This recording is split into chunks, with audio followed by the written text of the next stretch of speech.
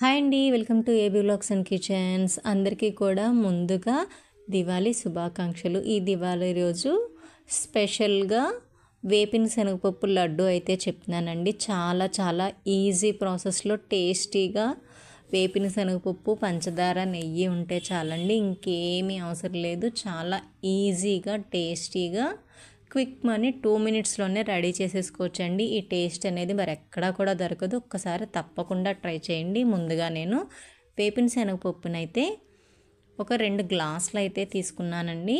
మీకు గ్లాస్ కొలతలతో చెప్తే అర్థమవుతుందని చెప్పి ఇలా నేను వేపిన శనగపప్పు 2 గ్లాసులు తీసుకున్నాను. ఈ వేపిన శనగపప్పుని వేయించాల్సిన అవసరం లేదండి, క్రిస్పీగానే ఉంటుంది కాబట్టి. ఇప్పుడు నేను ఇది మిక్సీ అయితే పట్టేసుకుంటున్నాను. మరి మెత్తగా అవసరం లేదండి, చిన్న చిన్న బద్దల్లాగా మన నోటికి తగిలితే తినేటప్పుడు టేస్ట్ అనేది బాగుంటుంది. ఇప్పుడు ఇది మిక్సీ పట్టేసుకుందాం. అలాగే పంచదార కూడా మనం అది 2 గ్లాసులు తీసుకున్నాం కాబట్టి ఇది ఒక పావు తగ్గించి తీసుకుంటే మంచిదండి. షుగర్ కరెక్ట్గా సరిపోతుంది. లేదు అంటే షుగర్ అనేది ఎక్కువ అవుతుంది. నేను ఇప్పుడు ఇది పంచదార కూడా 2 గ్లాసులు అయితే తీసుకున్నాను. ఇప్పుడు ఇది కూడా మనం మిక్సీ అయితే పట్టేసుకుందాం. ఇది మెత్తగా గ్రైండ్ చేసుకోవాలండి. ఇప్పుడు ఇందులో మనం ఒక 8 ఇలాచీ అయితే వేసుకుంటున్నాను. ఇది స్మెల్ అనేది ఫ్లేవర్ చాలా బాగుంటుంది. ఇప్పుడు ఇది వేపిన శనగపప్పు మీకు ఒకసారి క్వాంటిటీ చూపిద్దామని అయితే కొలుస్తున్నాను. 1 2 చూసారా, ఎక్కువ వస్తుంది. ఇంకొక హాఫ్ ఎక్స్ట్రా అయితే వచ్చిందండి, 2.5 గ్లాసులు వచ్చింది. మనం పప్పు కింద తీసుకుంటే 2, అలాగే మిక్సీ పట్టాక 2.5 అయితే వచ్చింది కదా. షుగర్ కూడా అంతేనండి. నేను 2 గ్లాసెస్ అయితే ఇందులో వేస్తున్నాను. మీకు షుగర్ ఎక్కువ కావలిస్తే ఇంకొద్దిగా వేసుకోండి. మిక్సీ పట్టాక ఎప్పుడూ కూడా క్వాంటిటీ అనేది పెరుగుతుంది కాబట్టి మళ్ళీ మీకు కొలతల ద్వారా ఇలా చూపిస్తున్నాను. ఇప్పుడు ఈ మిశ్రమం అంతా కూడా చక్కగా కలిపేసుకోవాలండి, మొత్తం కలిసేలాగా.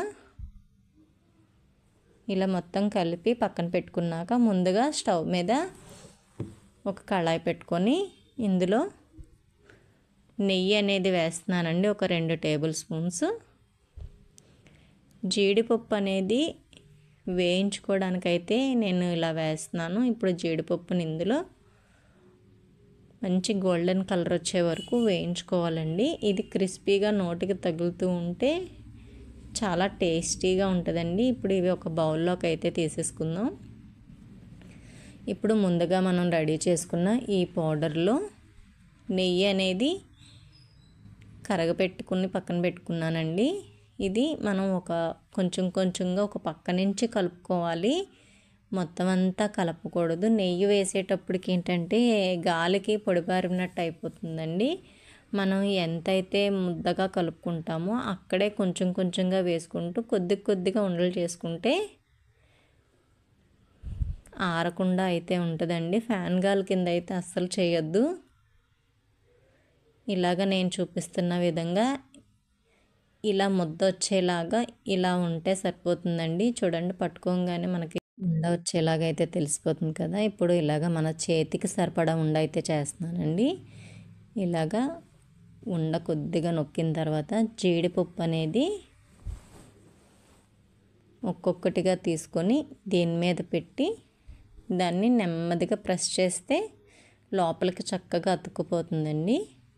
మీకు ఎక్కువ జీడిపప్పులు కావస్తే వేసుకోవచ్చు. నేను చక్కగా నీట్గా కనిపించడం కోసం పైకి కనిపించేలాగా ఒక్కొక్కటిగా ఇలా అయితే పెడుతున్నానండి. చాలా ఈజీగా చేసేసుకోవచ్చండి. ఇలాగా మొత్తం అన్నీ కూడా రెడీ చేసుకోవాలి. చూడండి, మళ్ళీ చూపిస్తున్నాను.